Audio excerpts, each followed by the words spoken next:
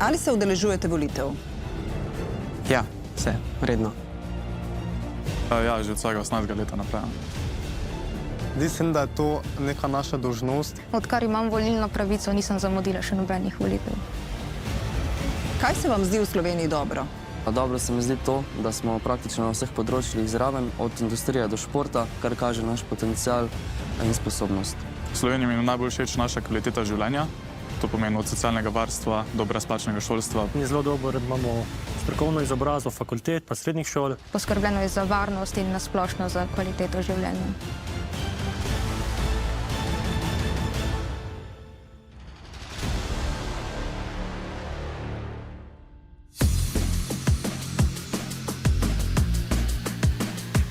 To bojo moje druge volitve. Se mi zdi, da je to taka državljanska pravica. Na nek način vplivamo tudi na svojo prihodnost. S katerimi izzivi se srečujejo mladi inovatorji in bodoči podjetniki, od birokracije do pomankanja zagonskih sredstev in ključno vprašanje, ali država za njih naredi dovolj? Sem študent in podjetnik, in to dvoje se vsaj v očeh države zelo tepe. Ekipa študentov inovatorjev, v kateri je tudi 22-letni Domen, poskuša biti oboje. To pa ni le zahtevna naloga, je tudi, kot pravi, z vidika države nezdružljiva. Jaz nisem direktor našega podjetja, ampak sem samo prokurist, zato ker ne morem biti direktor, ker s tem v bistvu zgubim večino svojih študentskih pravic. Zgubim pravico do študentskih bonov, do bivanja v študentskih domovih, štipendije, vse. Z ekipo trenutno razvijajo produkt, sistem za zajem podatkov in optimizacijo procesov. Podjetniške vode ga privlačijo, tukaj si želi razvijati svoje ideje in zgodbe. Živel enkrat bi rad definitivno Slovenijo, ampak zdaj, ko sem še mlad, bi pa rad izkusil tujino, vsaj v tem poslovnem in akademskem smislu. Urban Valentič je star komaj 19, študent strojništva, ki se že zdaj spogleduje s podjetništvom. Razvil je že napravo za avtomatsko zalivanje rož, zdaj za podjetje Devesoft razvija nov merilni inštrument. Zadnji izdelek, s katerim se ukvarja, je ta raketa. To je pa krmilni sistem za vojaško raketo. Tu zadaj pride še bojna glava in gorivo. To je še v zgodnji fazi razvoja. Podjetniški inkubatorji, kot je Katapult, s katerim je sam dobil mentorstvo in zagon, mladim inovatorjem ponujajo podporno okolje za razvoj idej. Mladi, kot pravi, pogosto tavajo v temi, težav, s katerimi se srečujejo, ni malo. Je pa tukaj pomanjkljaj, da veliko mladimi primanjkuje finance in mentorstvo. Po resnici rabi sam najti. Jaz sem se tu obrnil na druge podjetnike, ker niti na začetku nisem vedel, kako začeti to, kaj treba vse potrebujem, in na to sem se obrnil na ljudi, ki so že čez to šli in so mi lahko pomagali. V Sloveniji neuspeh pogosto obsojamo, opaža, namesto da bi se iz njega učili. Da če ti v podjetništvu ne uspe, vsi vidijo kot to nek poraz, da si ti naredil napako, v resnici se od tega zelo veliko naučiš, več kot katerakoli univerza ali pa šola. Ta strah je, da kako bo družba vas gledala, kako bodo prijatelji, družine vas gledali, če vam ne uspe v podjetništvu, je zakaj tudi mladi ne grejo v te vode. Niti ne želijo prvega koraka narediti.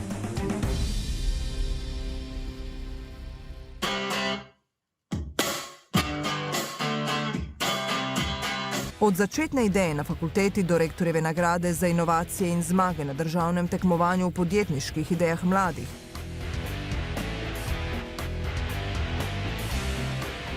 Inovacije Lovra Rakarja in ekipe algoritmov odgovarjajo na probleme, s katerimi se kot glasbeniki srečujejo tudi sami. To je izdelek namenjen kitaristom, da lahko, se pravi, z nogami sami sebe spremljajo, ko igrajo kitaro. Se pravi, tukaj imamo različne inštrumente, različna tolkala. Ta inštrument lahko izberemo, potem pa, ko igramo kitaro, se lahko sami spremljamo.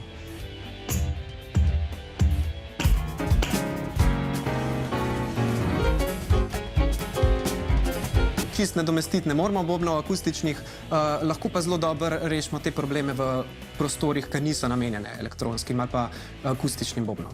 Podporo je imel zagon tudi, zato je s pomočjo mentorjev in inkubatorja kmalu izdelal prvi prototip. V Sloveniji res imamo ogromno enih dobrih mentorjev.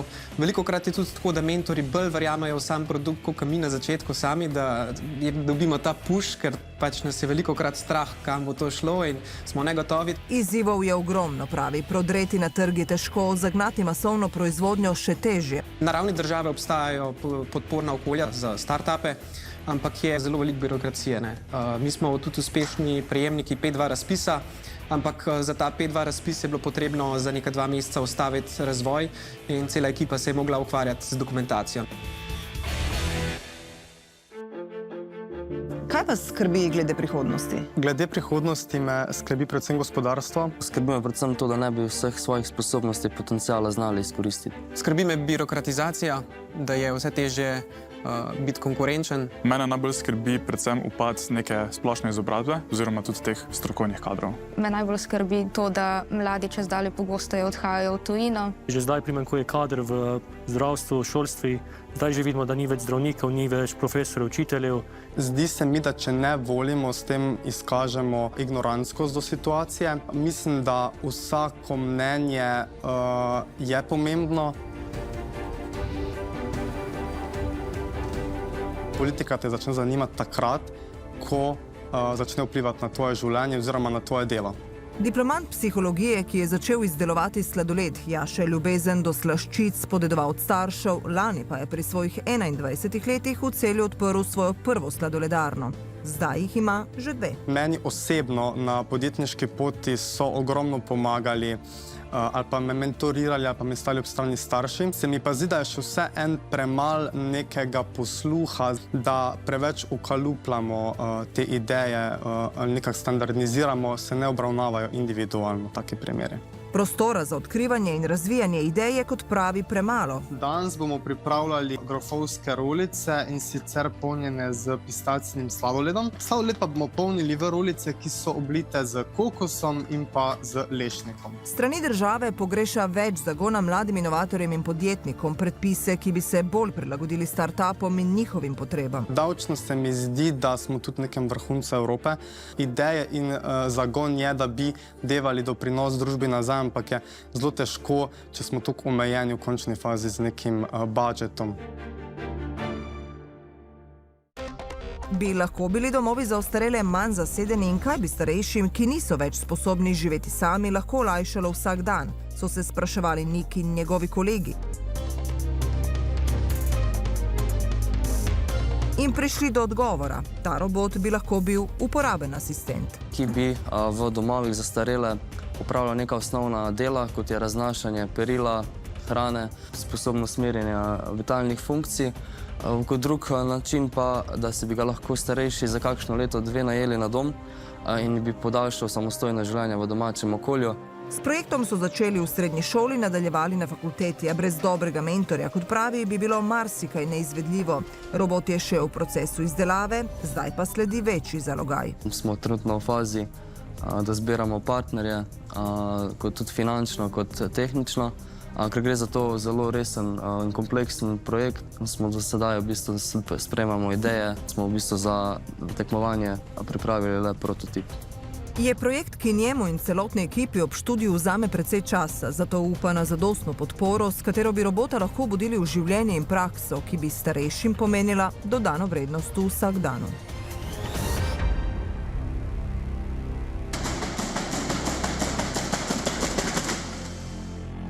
To je Mobi, robotski pes. In Ana Marija, njegova lastnica, raziskovalka, magistrska študentka elektrotehnike. Skupaj v prostorih laboratorija in na travniku.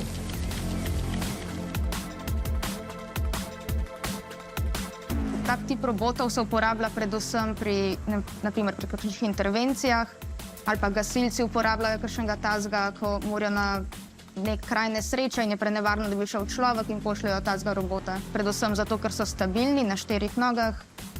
Pri nas ga pa uporabljamo predvsem v izobraževalne namene. Spremlja sile v njegovih tačkah, kaj se dogaja z motorji, kako se obnaša med izvajanjem različnih gibov, a takšno raziskovalno delo med mladimi, kot pravi, ni priljubljeno. Glede doktorskega študija se mi zdi, da fakultete in to nudijo dovolj prostora in opreme.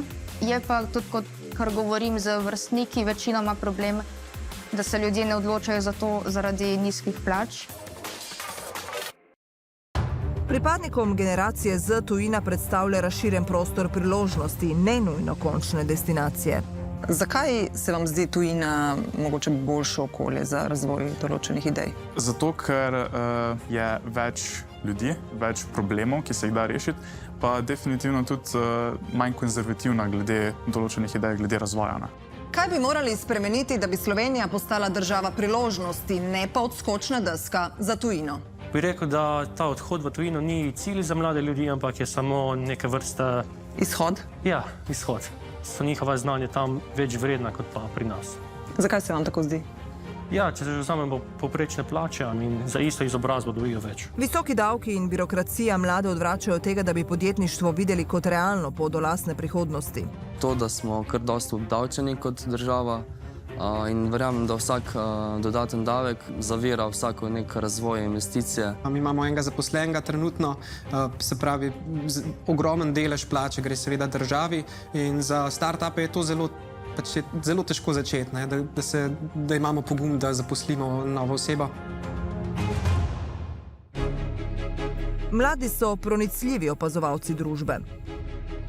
Volitve se mi vsekakor zdijo pomembne. Moramo izkoristiti to, da imamo vsi, tudi mladi, možnost, da odločamo o tem, kaj se dogaja v državi in v katero smer bo šel razvoj.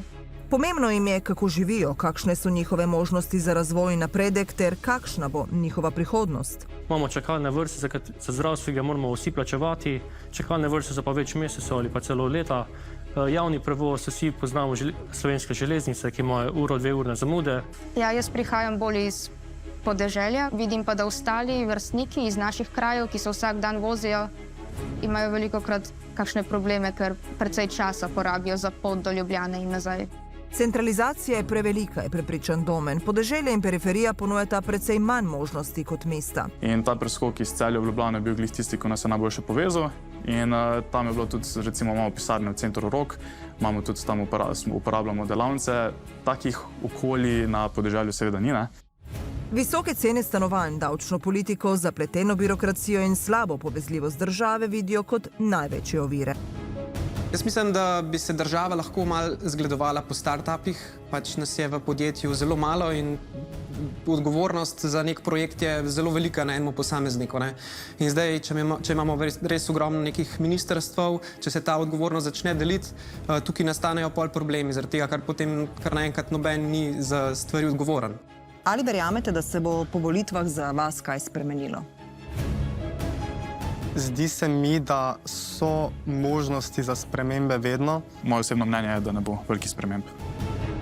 Mislim, da spremembe odvisno od vlade, ki bo izvoljena, če se bodo držali njihovih obljub in če bodo poslušali družbo, posebej še mlade. Zdi se mi, da nekih kratkoročnih drastičnih sprememb ne bo, dolgoročno pa upam, da se bo kaj spremenilo, če želimo slediti ostalemu svetu. Ali se boste tokrat udeležili volitev? Ja, teh volitev se definitivno bom udeležil. Tako še vedno do zdaj. Se bom udeležila. Seveda. To je absolutno. Ja, absolutno.